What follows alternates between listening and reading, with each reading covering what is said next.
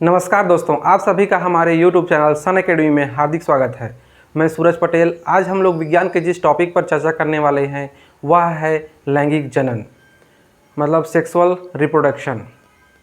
इसको हम लोग देखते हैं तो इसमें हम पाते हैं कि हम लोगों ने पिछले वीडियो में एसेक्सुअल या फिर अलैंगिक जनन को देख लिया है। आज हम लोग सेक्सुअल रिप्रोडक्शन के बारे में हम लोग देखेंगे या फिर इसके बारे में जानेंगे या फिर डिस्कस करेंगे। तो दोस्तों, इसमें हम देखते हैं परिभाषा के रूप में लैंगिक जनन के लिए एक ही जाति के दो विपरीत लिंग वाले जीवों को अथवा जनन अंगों या फिर गोनाड्स की आवश्यकता होता है।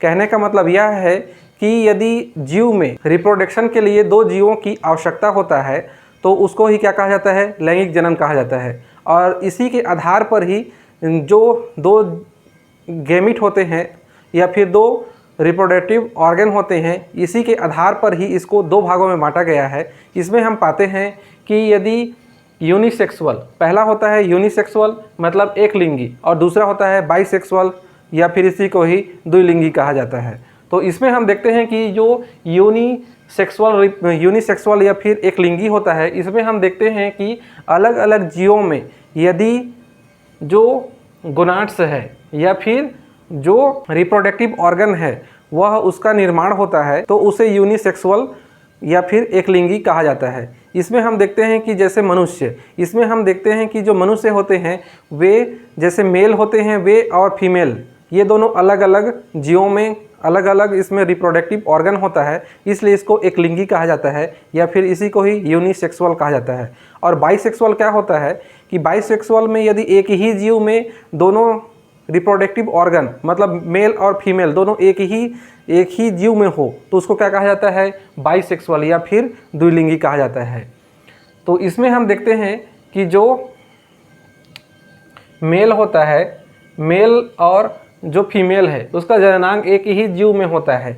जैसे हम देखते हैं कि इसका परिभाषा से ज़्यादा इम्पोर्टेंट इसका एग्जाम्पल है। इसमें हम एग्जाम्पल में देखते हैं कि सबसे मोस्ट इम्पॉर्टेंट है इसका एग्जाम्पल, इसमें केंचुआ, तारा मछली या फिर फीता कृमि, ये तीनों क्या होते हैं, इसमें एक लिंगी होता है, मतलब इसमें मेल और फीमेल रिप्रोडक्टिव ऑर्गन एक ही जीव में होता है, मतलब एक ही शरीर में होता है। मतलब एक केंचुआ में मेल भी होगा वह और फीमेल भी होगा, दोनों एक ही साथ में होते हैं, तो उसको क्या कहा जाता है, बाइसेक्सुअल कहा जाता है। लेकिन मनुष्य में ऐसा नहीं होता है, उसमें लिंग अलग अलग होता है, एक फीमेल में होती है और एक पुरुष में होता है या फिर मेल में होता है। तो दोस्तों चलिए हम लोग आगे देखते हैं गोनाड्स या फिर इसी को ही हिंदी में जनन कहा जाता है। इसमें हम देखते हैं कि जो यह जीवों में प्राथमिक लैंगिक क्या होता है, अंग होता है। हम जानते हैं कि जो रिप्रोडक्टिव सिस्टम होता है उसमें दो प्रकार के अंग होते हैं, एक होता है प्राथमिक रिप्रोडक्टिव अंग होता है और दूसरा सेकेंडरी रिप्रोडक्टिव ऑर्गन। तो इसमें हम देखते हैं कि जो सेकेंडरी रिप्रोडक्टिव ऑर्गन होता है वह उसका जो प्राइमरी रिप्रोडक्टिव ऑर्गन होता है उसका सहायक होता है। मतलब जिसमें हम जैसे कि हम लोग इसमें देखते हैं, इसको एग्जाम्पल के थ्रू समझते हैं कि जैसे टेस्टिस होता है, यह टेस्टिस क्या होता है कि जो टेस्टिस होता है यह प्राइमरी रिप्रोडक्टिव ऑर्गन होता है, मतलब प्राथमिक लैंगिक अंग होता है। इसके जो सहायक और भी होते हैं, इसमें जो और इसमें ट्यूब व्यूब पाए जाते हैं या फिर जो एक्स्ट्रा इसमें और अंग पाए जाते हैं, यह क्या होता है, द्वितीयक लैंगिक अंग होता है। तो हम देखते हैं कि जो गोनाड्स होता है वह क्या होता है, जीवों में प्राथमिक लैंगिक अंग होता है। इसी के थ्रू ही क्या होता है, जो यह अंडाणु या फिर ओवम या फिर जो शुक्राणु या फिर स्पर्म का निर्माण होता है। तो इसमें हम देखते हैं कि जो शुक्राणु या फिर अंडाणु या फिर ओवम, इन दोनों का निर्माण कैसे होता है, ओवरी में या फिर टेस्टिस में। यहाँ इन दोनों में क्या होता है, अर्धसूत्री विभाजन के थ्रू होता है। हम जानते हैं कि समसूत्री विभाजन और अर्धसूत्री क्या होता है। यदि आप लोग नहीं जानते हैं तो सन एकेडमी का जो प्लेलिस्ट है उसमें आप लोग जाके कोशिका विभाजन के बारे में देखिए, बहुत ही डिटेल से और बहुत ही बेहतरीन ढंग से बताया गया है।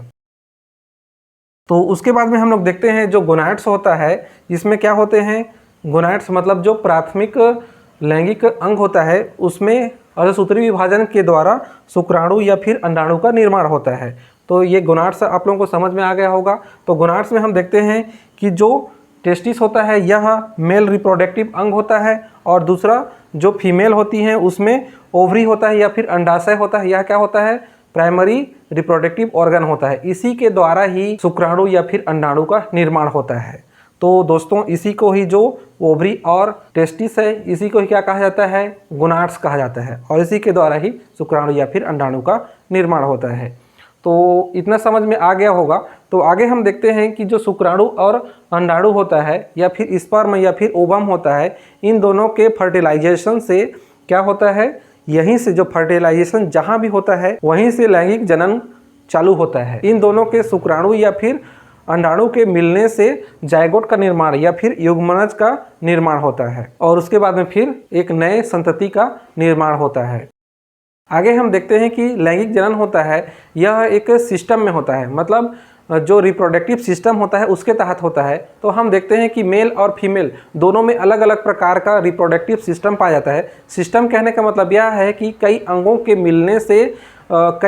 मिलने से इसमें क्या होता है, एक सिस्टम का निर्माण करता है। जिस प्रकार से हम देखते हैं कंप्यूटर में एक मॉनिटर होता है और उसमें क्या होता है, सीपीयू होता है और कीबोर्ड होता है, माउस होता है, और इन सब को मिला के एक कंप्यूटर सिस्टम बोला जाता है। ठीक उसी प्रकार से जो रिप्रोडक्शन होता है उसमें बहुत सारे अंगों के मिलने से रिप्रोडक्टिव सिस्टम का निर्माण करता है। तो हम लोग आज देखते हैं मेल रिप्रोडक्टिव सिस्टम के बारे में, और नेक्स्ट वीडियो में हम लोग इसके मैकेनिज्म है इसको भी देखेंगे हम लोग। उसके बाद में फिर फीमेल रिप्रोडक्टिव ऑर्गन है उसको भी नेक्स्ट वीडियो में देखेंगे।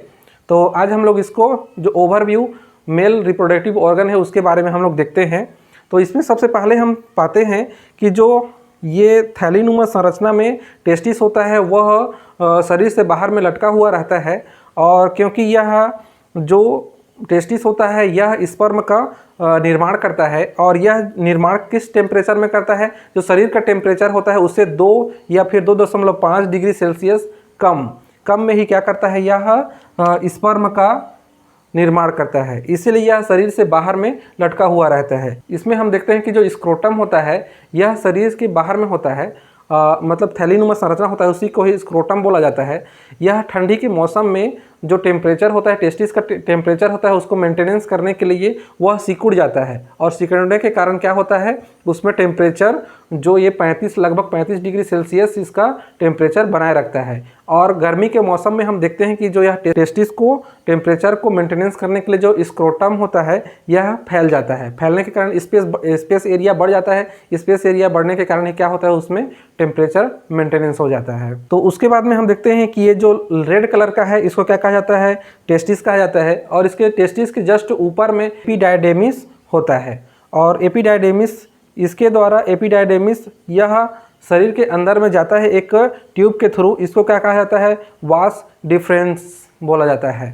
अब आगे देखते हैं हम लोग कि यहाँ से जो स्पर्म होता है वह आगे बढ़ता है, और आगे बढ़ने के बाद में यह सेमिनल वेजाइकल में पहुँचने के बाद में यहाँ इसके द्वारा बहुत सारे इसमें क्या होता है, पदार्थों का सीक्रेशन करता है। उसको हम लोग नेक्स्ट वीडियो में देखेंगे कौन कौन सा पदार्थ इसमें सीक्रेट होता है, उसको हम लोग देखेंगे। यहाँ सीक्रेशन करने के बाद में यह कहाँ पहुँच जाता है, यह इजोकुलेटरी डक्ट में पहुँच जाता है। इजोकुलेटरी डक्ट में यहाँ हम देखते हैं कि जो स्पर्म होता है इसको अब हम लोग सीमेन कहते हैं। अब सीमेन यह क्या होता है, सीमेन यहाँ से फिर आगे पहुँचता है।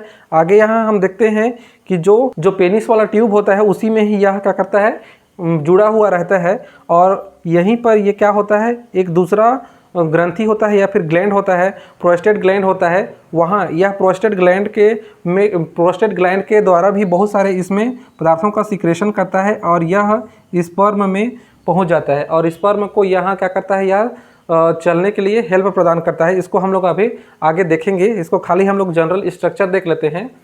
उसके बाद में आगे इसमें देखते हैं हम लोग क्या होता है, एक कॉपर्स ग्लैंड होता है।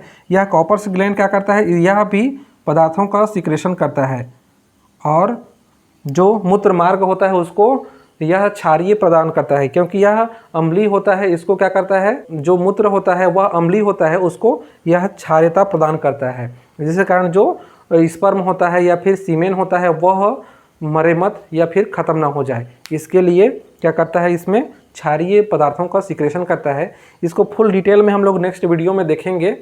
तो आज के वीडियो में इतना ही दोस्तों। आज हम लोग क्या देखे, हाँ, और यहाँ पे मैं और एक चीज़ बताना चाहूँगा। ये यूरिनरी ब्लैडर क्या होता है, यूरिनरी ब्लैडर और यूरेटर, यहाँ से मूत्र क्या होता है, किडनी से मूत्र आता है यहाँ यूरेटर के थ्रू, और यूरेटर से फिर यूरिनरी ब्लैडर में पहुँचता है, और यही मूत्र इकट्ठा होता है। तो यहाँ मैंने इसको इसलिए बताया है क्योंकि यहाँ हम लोग देखते हैं कि जो यूरिनरी ब्लैडर होता है इसके जस्ट पीछे में यह सेबिडल वेसिकल होता है। यह क्या होता है, जो यूरिनरी ब्लैडर होता है उसके जस्ट पीछे पाया जाता है, इसलिए इसको यहाँ प्रदर्शित किया जाता है। लेकिन यह यूरेटर और यूरिनरी ब्लैडर यह क्या होता है, जनन या फिर रिप्रोडक्टिव ऑर्गन के तहत ये दोनों नहीं आता है। तो दोस्तों आज के वीडियो में इतना ही। वीडियो यदि आप लोगों को पसंद आता है वीडियो को लाइक कीजिए, कमेंट कीजिए और दोस्तों के साथ में शेयर करना ना भूलिए। आज के वीडियो में इतना ही और आप लोगों को वीडियो देखने के लिए बहुत बहुत धन्यवाद। जय हिंद, जय भारत।